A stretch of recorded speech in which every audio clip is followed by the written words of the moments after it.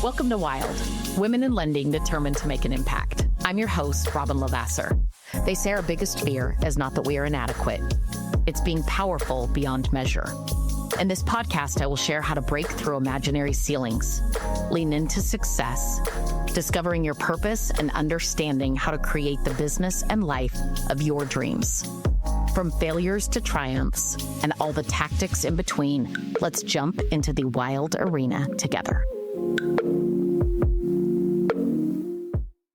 Welcome back to Wild with Robin Lavasser, talking today about being observant. And I know that I have worked incredibly hard at becoming more and more observant as one of my leadership skills, as one of my communication skills, as one of my sales skills, i.e. serving skills, because it makes a massive difference. And candidly, it actually makes life so much more engaging and so much more fun. So how observant are you? I would challenge yourself over the next week or two to really think, what did I observe in other people? And observing takes quite a few of your resources that you have, and I'll go through those for a minute. When I'm truly observing somebody, I am listening only with the intent to listen. When I'm observing something, I'm listening with the intent to listen, not the intent to respond. When I'm observing something, I am visualizing and watching only to learn and to feel what they are trying to tell me or do. I'm watching, I'm paying attention, right? I might also be aware of the surroundings, and I'll cue in on that in a minute, but I'm paying attention to those things. I'm watching for their body language. I'm listening to their tone, and I'm absorbing, if you will, because I'm observing at a deeper level, because I'm truly fully present. And that's really what being observant is. It's aware. This is a skill that I believe that, and I've talked about it before, that I actually think women have a little more observation skill on the normal than sometimes men do. So you really have to train yourself to become more observant. Maybe to walk into a room and look around and recognize something, and you be able to cue in on it, to be able to listen to somebody when they talk.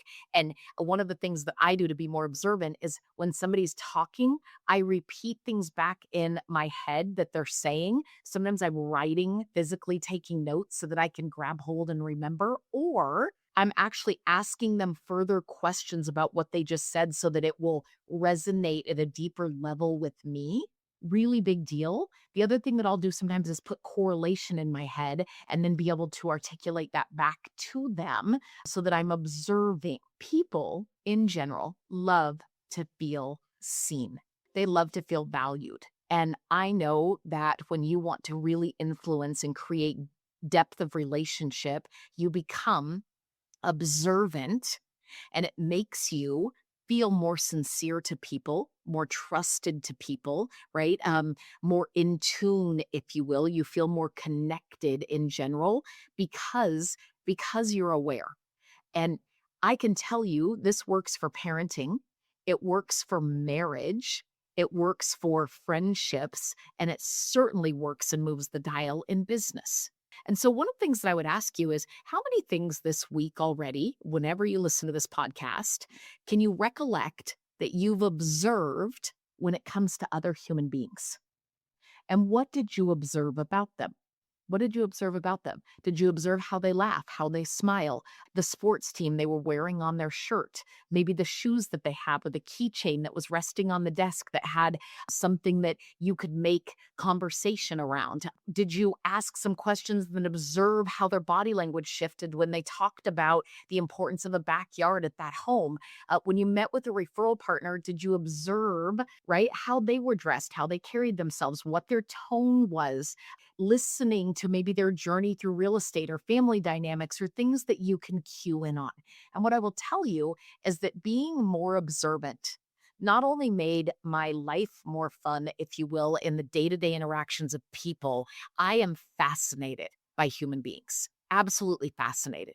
Fascinated by somebody who is immediately warm in a room, and equally fascinated to a degree of somebody who is very cold or they're hard. People that I joyfully answer the phone for and why, and people that I dread and why.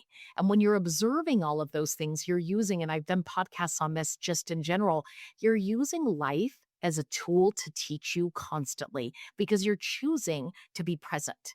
And they say that total present, because we're always working from a place of imagination or history, that we don't truly spend more than 7 total days. So think about that, 24 hours times 7.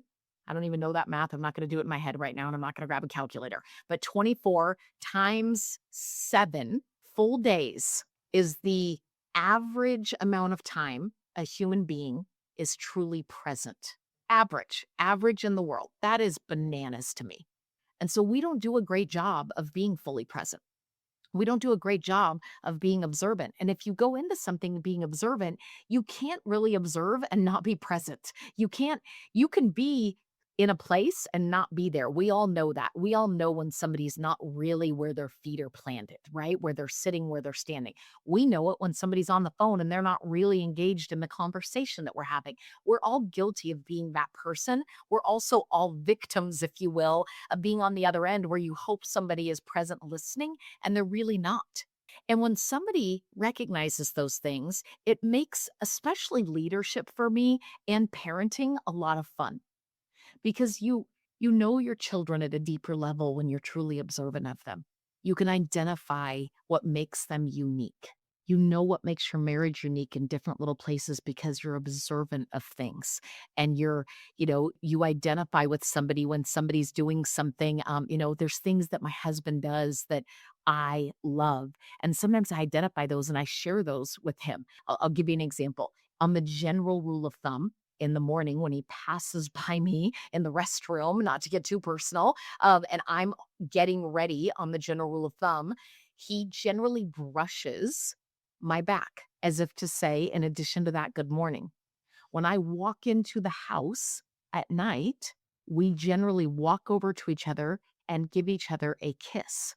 When you don't talk about things like that out loud, when you're not observant that, hey, I really love that and I miss that when it doesn't happen, then things start to fall by the wayside in your day-to-day interactions in any relationship when you're not observant of what really fuels this and makes this better? And then what's missing or is making it worse, right? Sometimes tone, that's something that we observe in one another, my husband and I. There are a lot of different things. But if you're simply constantly thinking, I need to respond, I want to talk, when's my space, or I want to check out, I'm half there, I'm in 5 places at once, it means you're no place.